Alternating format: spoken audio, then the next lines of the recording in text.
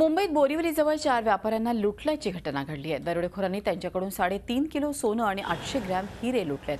हे चौघजण गुजरातमधून मुंबईत आले होते। त्याचवेळी त्यांच्या गाडीचा चालक उदय भानसिंहने आपल्या साथीदारांसह बंदुकीच्या धाकावर हा दरोडा टाकला। विशेष म्हणजे उदय भान हा रेकॉर्डवरील आरोपी आहे। त्याच्यावर दरोड्यासह हत्येचा गुन्हा देखील दाखल आहे।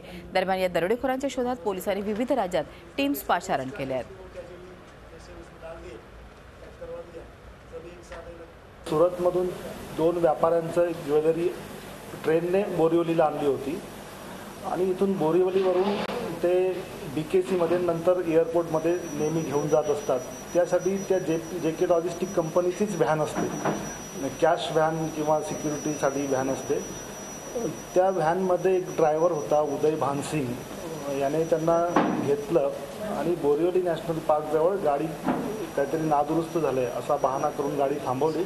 मीनटाईम त्या गाडीमध्ये दुसरे 4-5 जण चढलेत आणि गाडी तिथनं ते ठाणे जिल्ह्यात घेऊन गेले। त्यांनी तिथे यांना मारहाण करून ती ज्वेलरी लुटली। झी 24 तास रहा एक पाऊल पुढे।